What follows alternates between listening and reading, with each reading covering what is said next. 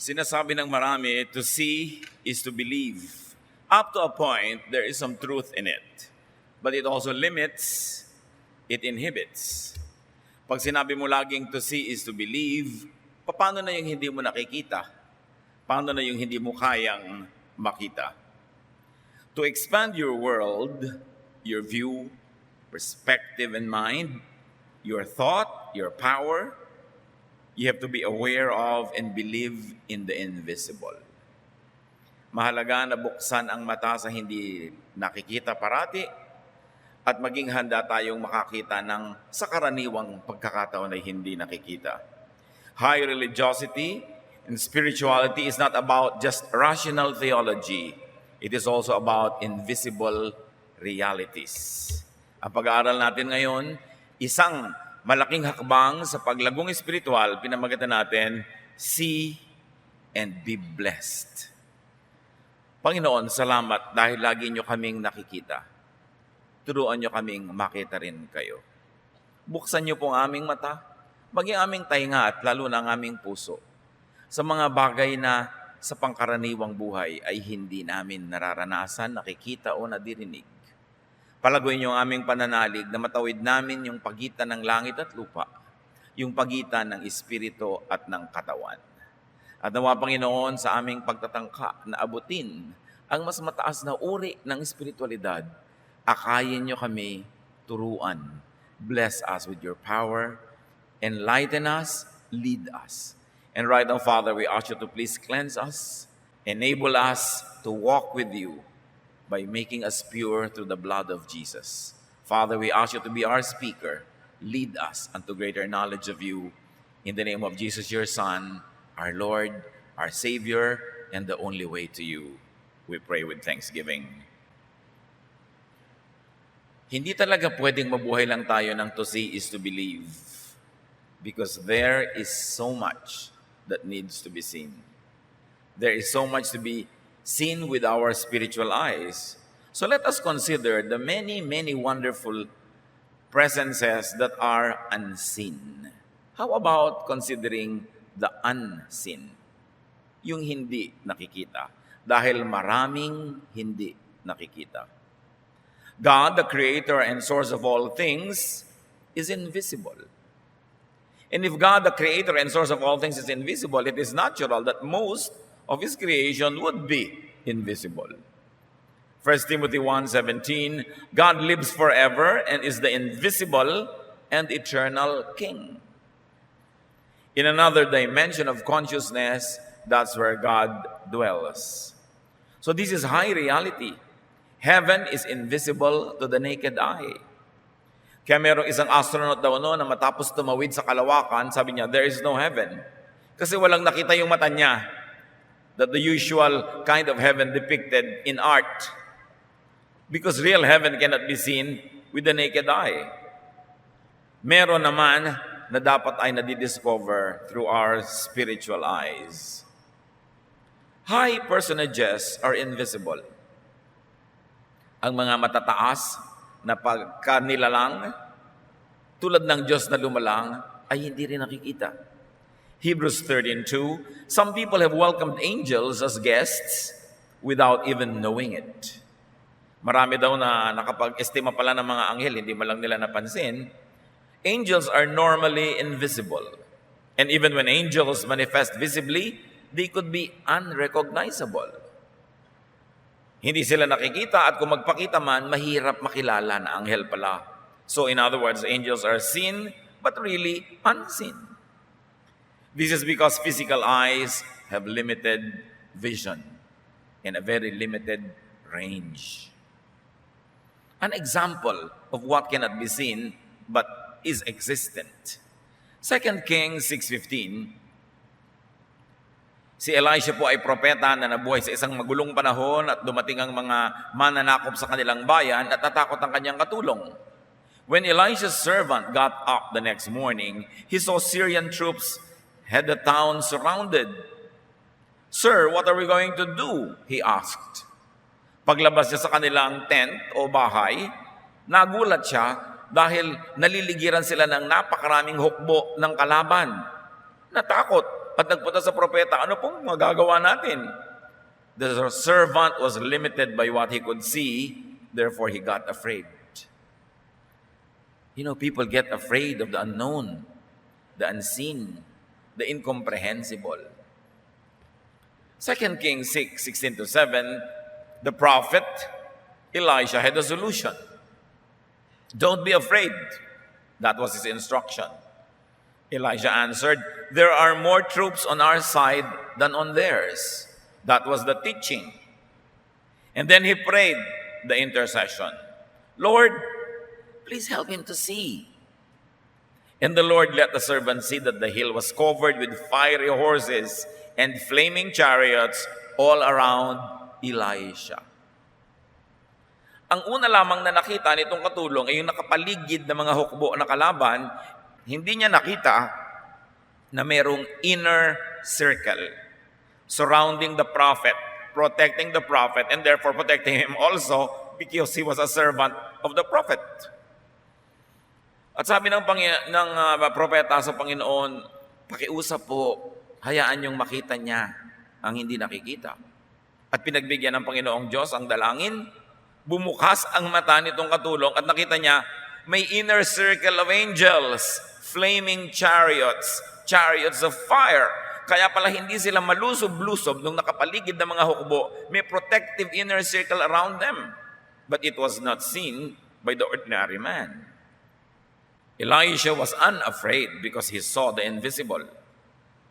He saw God's protection. Do you?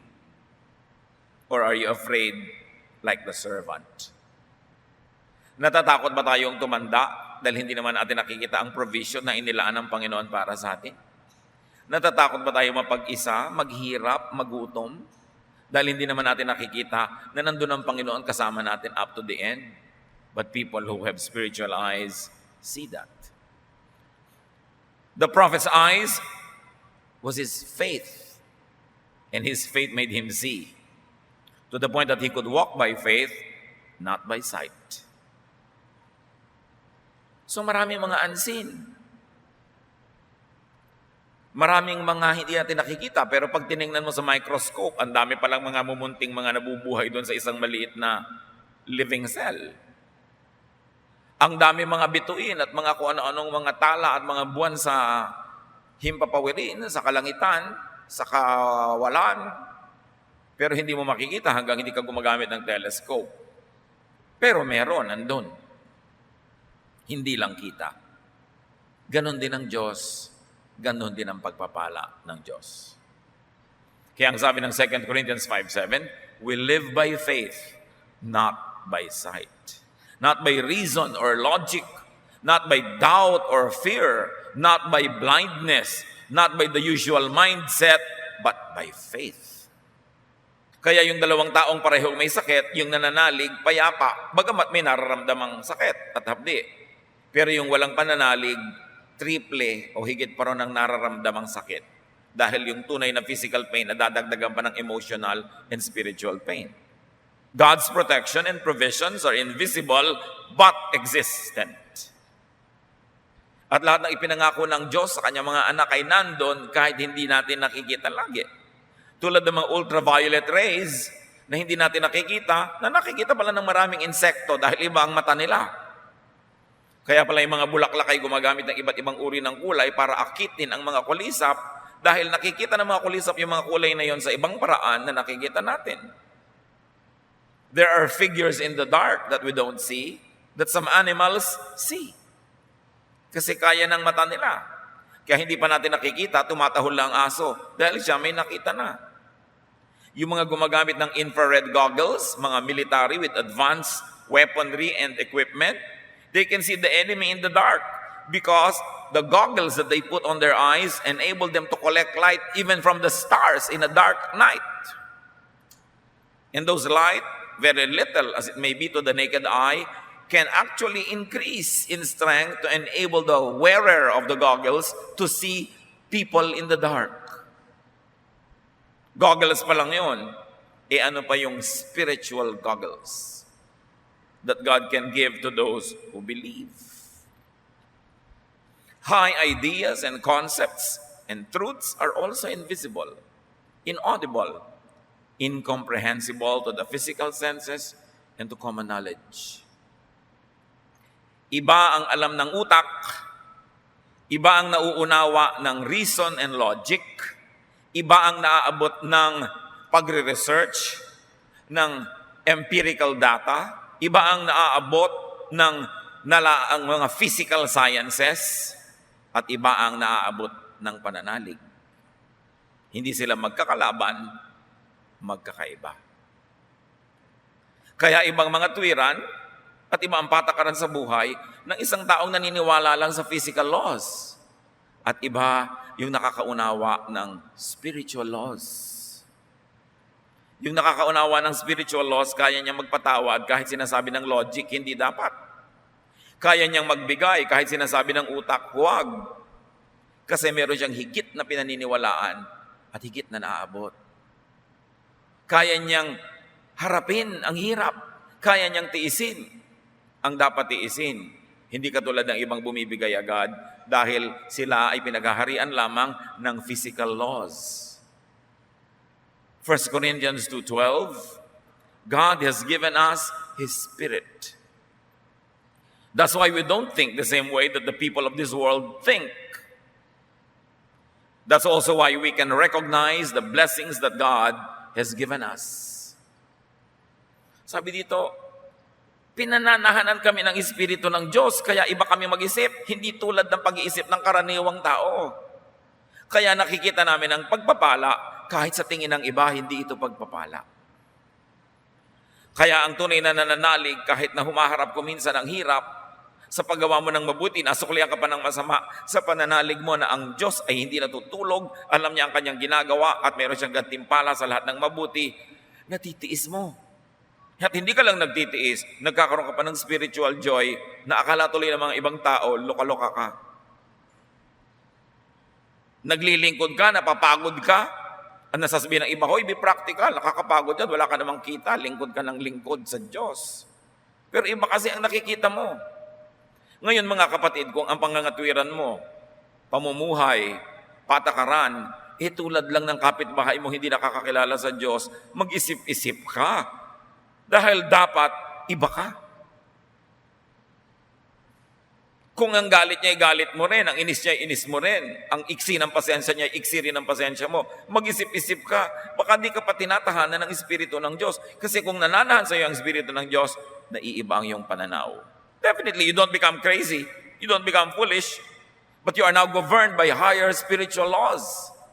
The laws that tell you that all good will be rewarded, all evil will be punished, that God is just, and you should be good even though people are bad, that you should lay up for yourselves treasures in heaven and not only on earth, that you should obey God even though your logic tells you that you must have other priorities. Yun ang katunayan na tayo nasa Panginoon na. Bagamat wala naman sigurong ganap na nagiging 100% iba, pero dapat naman nakakakita ka na palaki ng palaki ang pagkakaiba mo kaysa isang karaniwang taong hindi naman nananalig sa Diyos o hindi kumakain ang salita ng Diyos. 1 Corinthians 2:14, only someone who has God's Spirit can understand spiritual blessings. Anyone who doesn't have God's Spirit thinks these blessings are foolish.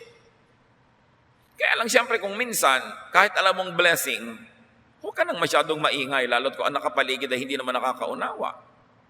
Halimbawa, for instance, nagkasakit ka o ang mahal mo sa buhay, pero yung spiritual eyes mo see that this illness is really a blessing. That this illness will probably stop you from continuously doing something wrong, or this illness will turn out to be good, or it will result in something good. Pero may mga unbelievers around you, people who are not subscribing to the same concept. Huwag mo na sabihing, blessed na blessed ako kasi nagkasakit ako. Kasi talagang iisipin nila na nasira ka ng bait. You cannot speak that language in the presence of those who do not speak it.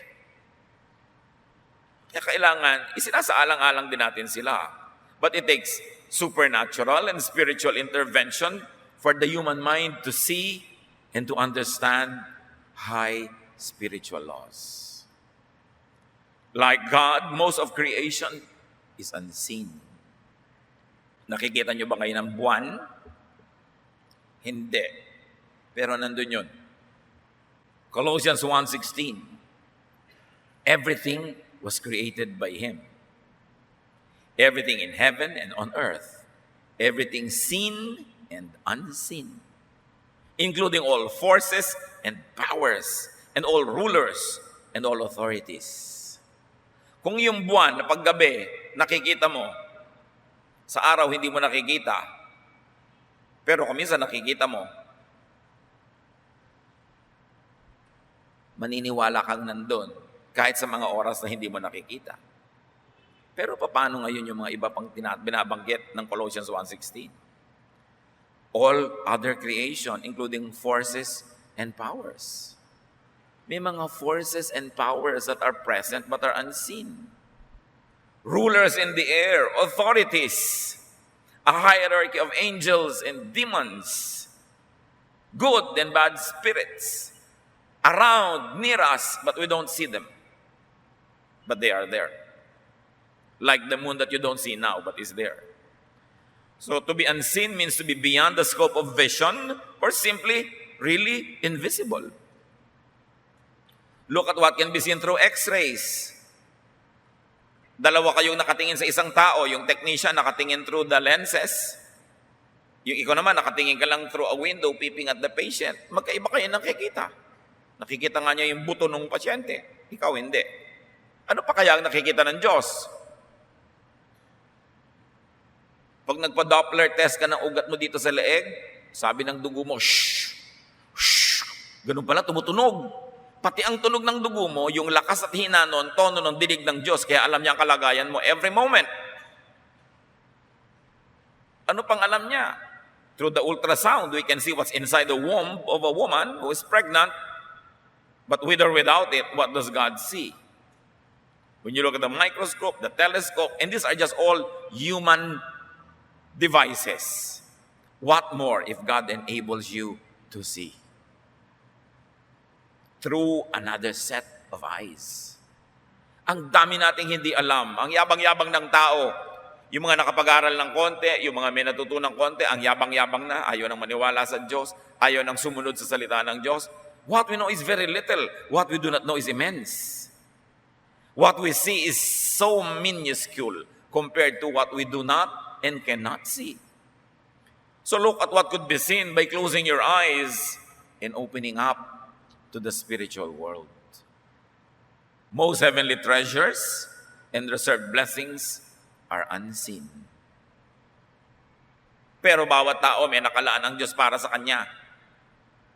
Hindi ka nilikha ng Diyos para pag ipinanganak ka, ay maghirap ka, mamatay ka sa hirap. Pinaglaanan niya lahat. Tulad ng isang mabuting magulang na nagpaplano ng pamilya, inilalaan niya, lalo naman ang Diyos.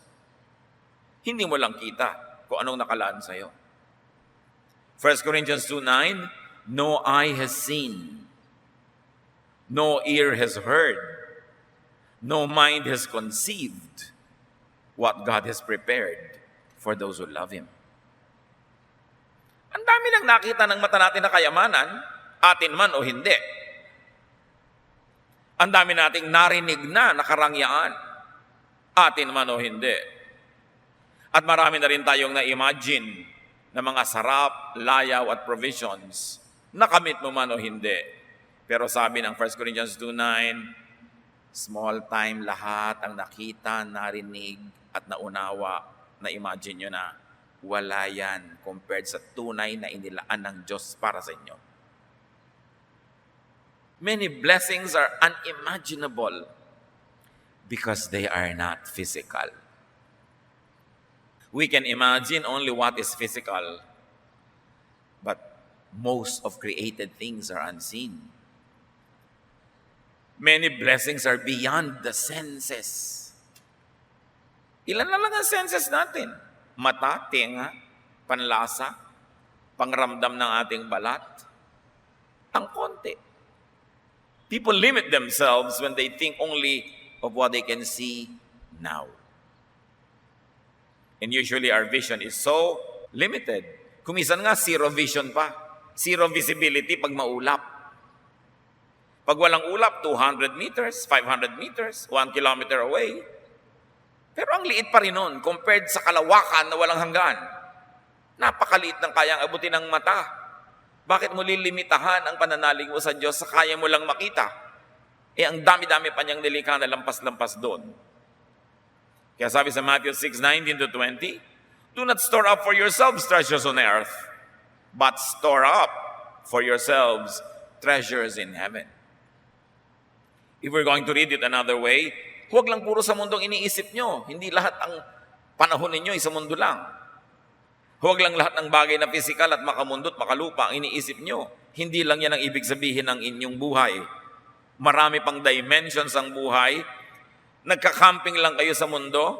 Sandaling-sandali lang kayo dyan. What is a lifetime of 100 years compared to 100 trillion zillion years compared to forever? Ang iksi-iksi niyan. Huwag kayong sobrang ma-attached. Huwag niyong sasaktan ang inyong kinabukasan, ang inyong eternity dahil sa ilang saglit ng buhay dito sa mundo. Huwag niyong ibenta, isangla ang inyong kaluluwa para lang sa mga panandaliang saya. Huwag niyong hayaan na masira ang relasyon sa Diyos dahil lang sa mga panandaliang mga paglilibang. So what do? We've got to see the unseen. How do you see and touch the unseen? First of all, have faith. Madaling sabihin, hindi ganun kadaling mangyari. Faith transfers things from the spiritual to the physical world. Dahil maraming bagay na nandun sa spiritual world na unseen, it is only through faith that you could get it from there to bring it to here. Like healing. Healing is abundant in the eternal spiritual world. But how do you take healing from there and bring it to your sick bed? Like joy. How do you take joy from the endless bank account of God? How do you withdraw from there so that the money transfers to your account here? Kung minsan madali, o order ka lang tatawag ka sa telepono, darating na yung nakita mo sa TV, de-deliver sa bahay mo, yung papatanggal na mga taba, darating yan. Diba? May nakita ka sa internet, meron kang shopping cart, click ka lang ng click, swipe mo yung credit card mo, darating sa'yo yan. Binibili mo lang kasi from the physical world, palipat lang ng address to another physical world address. But how do you get from the other world? How do you get joy na hindi nabibili sa supermarket? How do you get happiness? How do you get serenity and peace? You have to get it through faith. To buy, to procure, to get, to withdraw from eternity, there is only one currency: faith. Kaya ang walang pananalig ay dahop kahit maraming pera. At ang maraming pananalig ay marangya, mariwasa, kahit walang physical money. Physical money buys only physical things. But spiritual money, faith, can move mountains. Faith heals. Faith lifts up. Faith fills all the void and the emptiness of this material world. Faith, in fact, brings you to another dimension of consciousness. Kung meron ka dapat na pera sa bulsa, mas lalong dapat may faith ka sa iyong puso. Kung iniingatan mo ang iyong pera at pinapalago mo, dapat lalong gawin mo yun sa faith.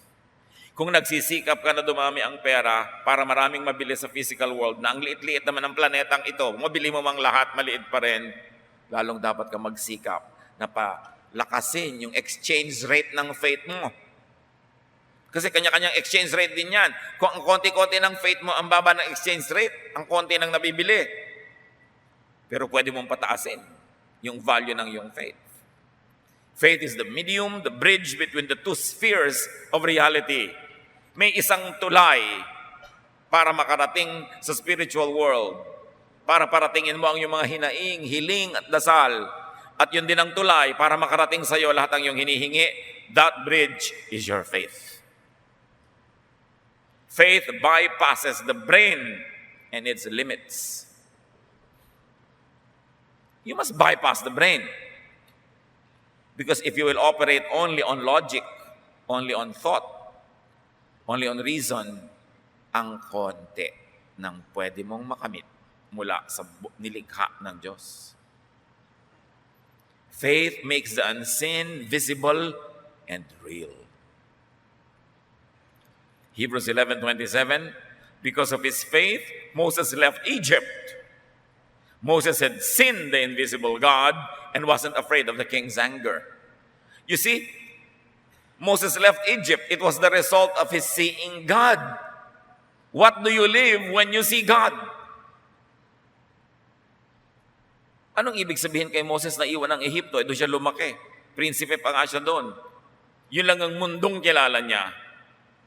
Para pangunahan ang mapapakatigas sa mga ulo na halos 2 milyong katao na wala namang baon, walang makain sa daan, patungo sa promised land. Ang iniwan niya, leading a very organized Egyptian civilization, kasi itong mga ragtag tribes of Israel, he had to bring across the desert, full of complaints, full of ignorance, full of hard-headedness. Anong mapapala niya? Ang nagpagawa lang noon dahil nakita niya ang Diyos. Tayong mga nakakakita sa Diyos, may mga nagagawang hindi mo gagawin kung ang susundin mo lang utak mo. Mga nagagawang dakilang mga gawain, mga dakilang kahit kuminsan na ipagpapakasakit. Great accomplishments because seeing God enables you to be like God in some way. Faith makes one see God, not reason. Although reason is also a way of knowing an aspect of God, I believe that science will be God's probably last prophet to reveal himself to people. But science is very limited because it's physical. Faith empowers. Faith emboldens. You know that faith solidifies liquid?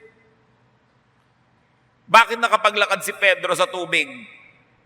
Naging solid ang lahat ng tutungtungan niya because of his faith. At nung nanghina ang pananalig, naging liquid uli, lumubog na naman siya. Faith solidifies liquid and gas. That's why even unseen elements could be seen by those who believe. Faith turns into work, like in Moses. Faith turns into action. Kaya kung puro na lang tayo daldal, wala naman tayong ginagawa, hindi faith yun. Akala mo lang. Kaya dapat sinusuri ang sarili. The highest activity of man, develop and strengthen your faith. Because it is your bridge to the divine. It is also the channel through which the divine could bless you. As you have faith, so you could be blessed. Work this out yourself. Nobody can develop your faith for you. There is no manual that will tell you how. Kanya-kanyang kapa, kanya-kanyang sikap.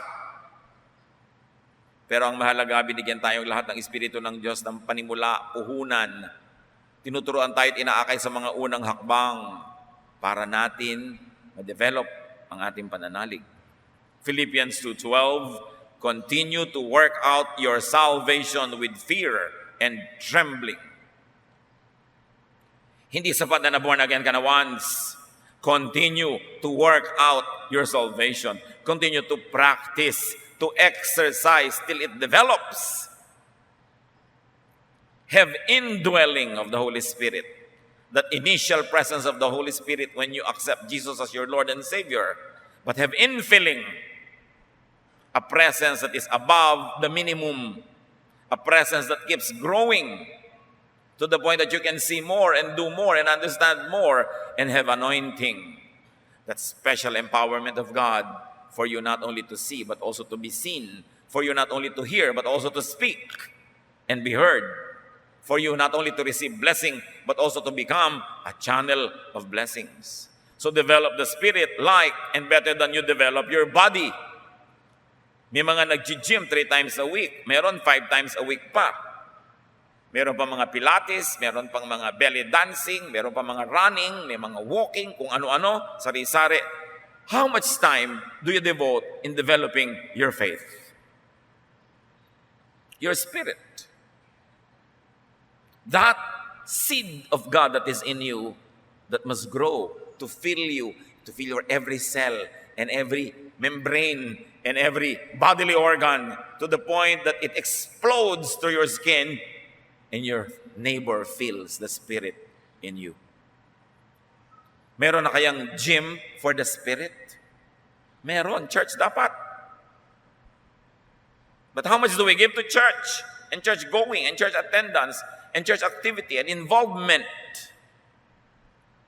The fellowship that is headed by Jesus Himself. Dapat ang laki-laki ng ating involvement. Kasi yung spirito natin na nakataya. Pero bakit sobrang pag-aalaga ng katawan? Ilang oras ang ginagamit mo para ipareband ang kulot mong buhok at ma-relax? 3? Kung kukulayan pa, kung lalagyan pa ng highlight. Ilang oras ang nauubos sa pagpamanicure, pedicure, sa pagpapafacial, sa pag-gym, sa running, sa jogging. Hindi naman masama yun, ha? Pero, gano'n naman, natutumbasan ba ng oras sa church? Sa pagbabasa ng Biblia, sa pagmumuni-muni, sa pag-aaral, sa paglilingkod. These are the ways that you develop your spirit. The spirit is so undernourished. It is so attention lacking. Tapos magtataka tayo, why are our prayers unanswered? Bakit madali tayong matakot? Bakit madali tayong nervyusin? Bakit madali tayong magalit? Madaling magselos? Madaling matukso? Nagtaka ka pa. Wala namang boosters, walang vitamins, walang development, kulang. Samantalang yung spirito mo naman ang bibit-bitin mo pagharap mo sa Diyos. Yung spirito mo ang dadalhin mo sa kabilang buhay. Yung katawan mo, iiwan mo na lang dito. 90, 70 years mo lang gagamitin yan. Tapos wala na, pero lahat ng oras napunta na doon. Dapat bigyan ng pansin. Be transported into eternity through the Spirit. And if you would take care of your car so it could transport you from point A to point B, how much more your spirit, which will transport you from earth to heaven. From that which is limited to that which is eternal and limitless. How much do we take care of it? We don't, because it is unseen, and therefore we ignore it. But what is unseen is also very present.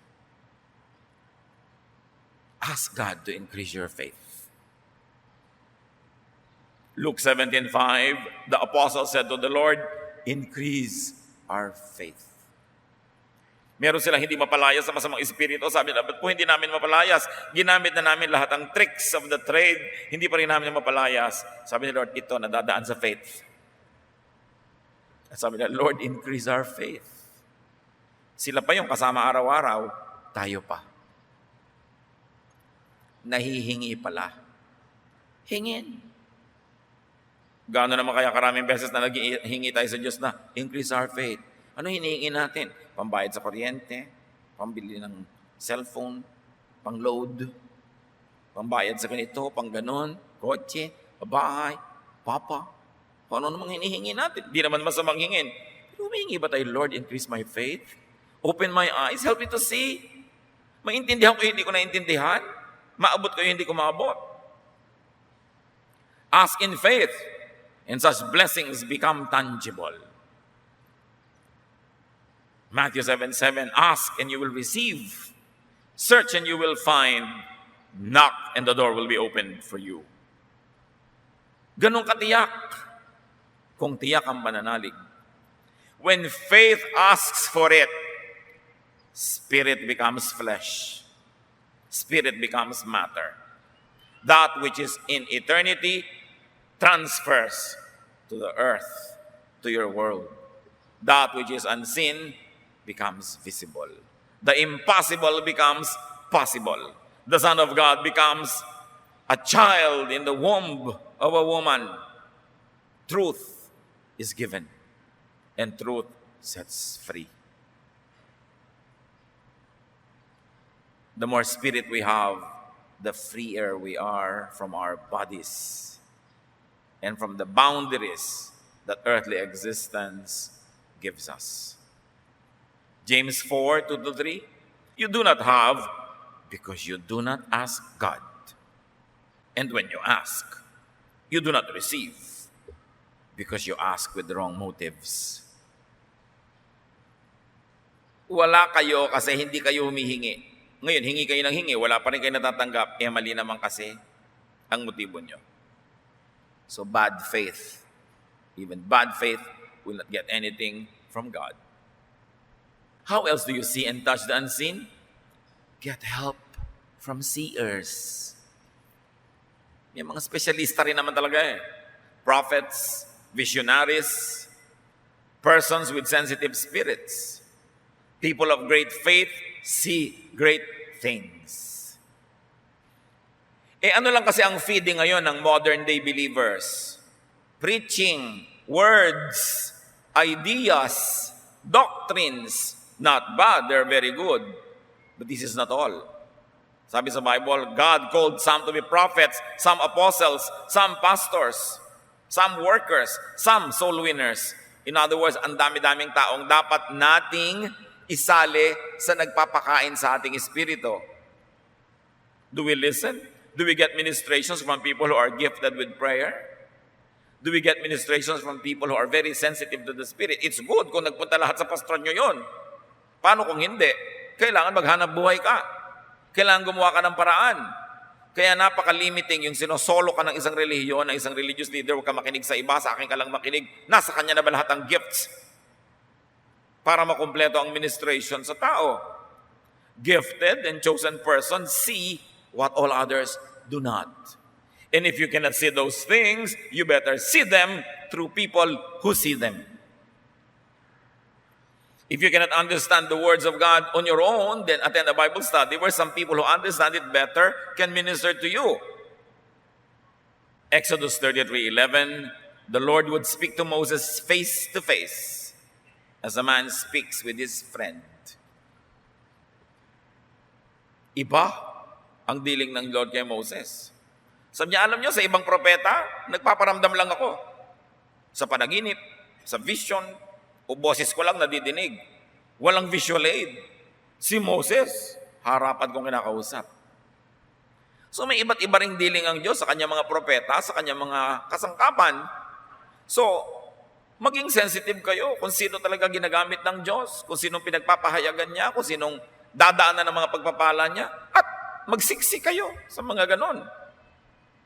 Kasi talagang merong mga instruments. And if you are not that sensitive, you have to help yourself by surrounding yourself with people who are. Then remember and be aware of the invisible, the unrecognizable.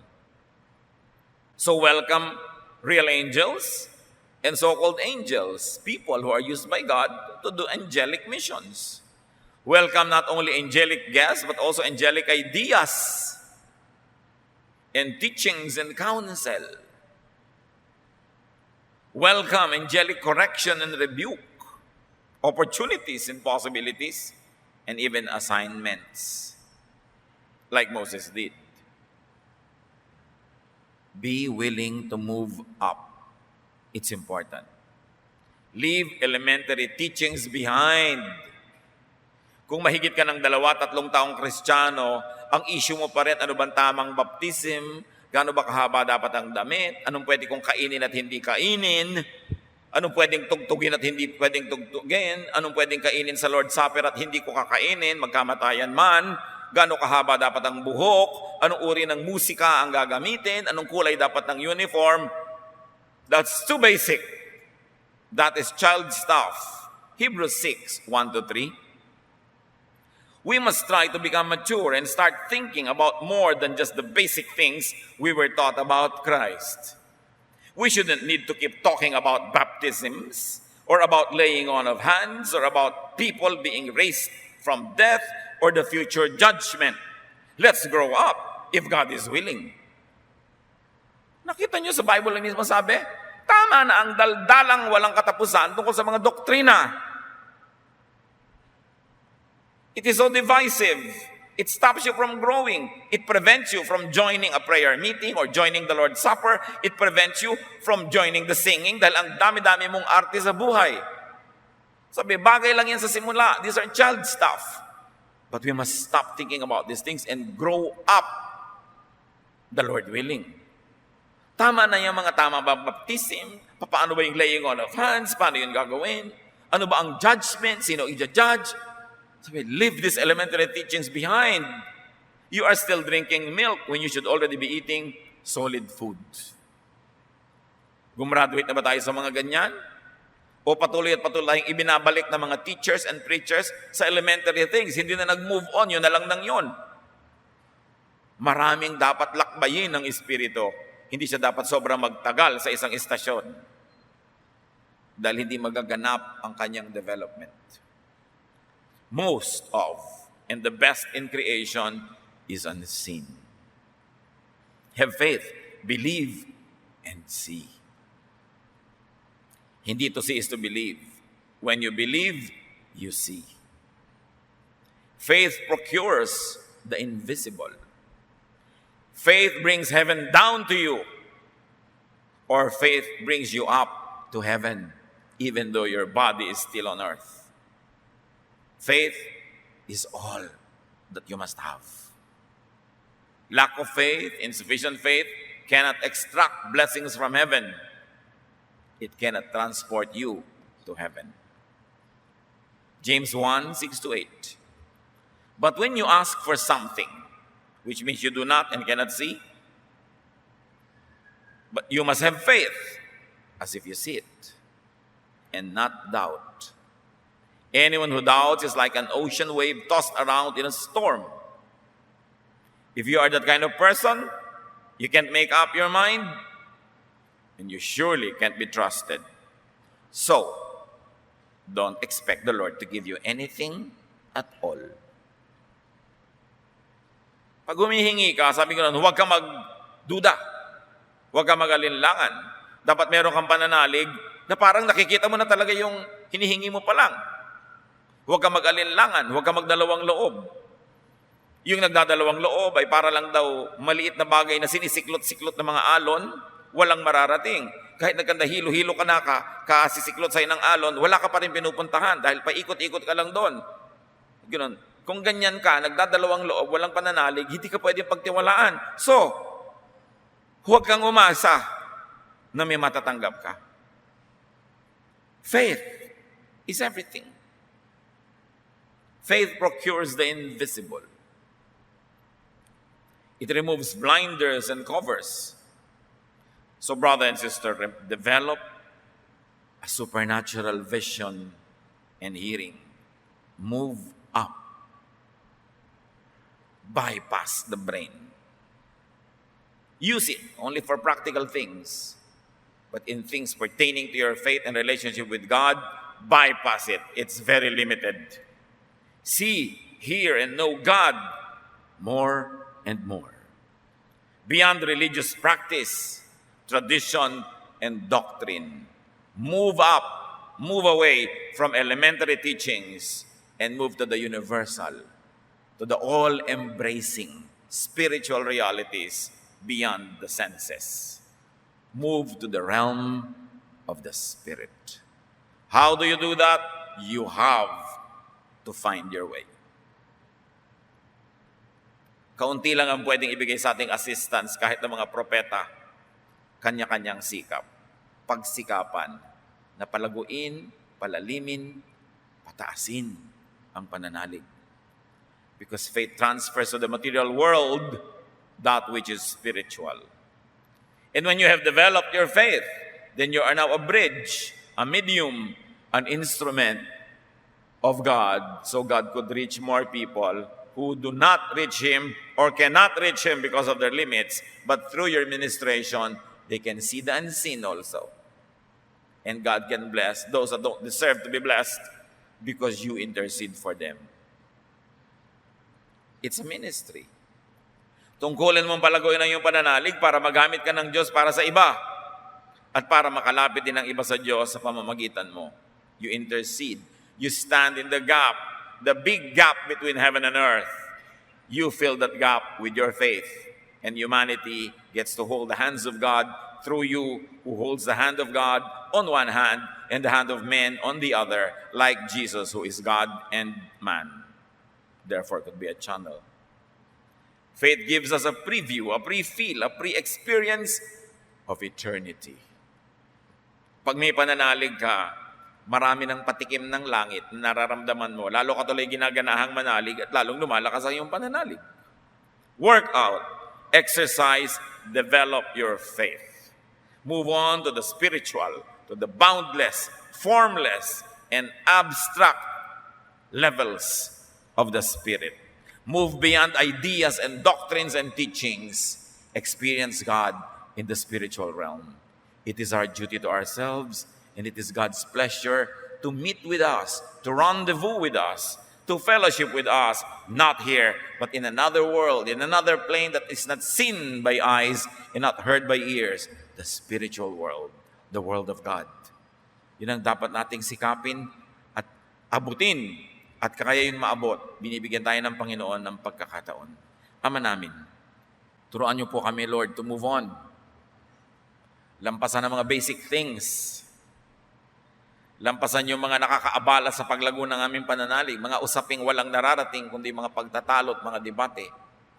Mga kaartihan namin na hindi kami makagawa ng mga bagay dahil nakagapos sa mga kamay namin dahil kung ano-ano mga doktrina. Turuan niyo kami, Lord, to transcend this phase 1, the baby and infant phase of our spirituality, and teach us to move to that which is more abstract, more universal, more lasting. Pagkalooban niyo kami ng kakayahang maunawa ang mga mahihiwagang bagay na aming pinag-usapan. Kumapit sa aming puso at isipan ang mga ideyang ito, lumago, mag-ugat, magbunga, at ang maging ending nito, Lord, for us to know you more, see you more, experience you more, and for us to be channels of your blessing to people who need to improve their spirituality. Teach us. Touch us miraculously now so that we may have your Spirit indwelling, infilling, and anointing. We like to know you more. Magbulay-bulay tayo sumandali and sincerely seek God. Ask God to reveal Himself more and more to you, not through words, not through doctrines, but through the Spirit. Dear Lord, touch your people in ways beyond the mind. Be alone with the Lord and feel His presence. Seek His Spirit.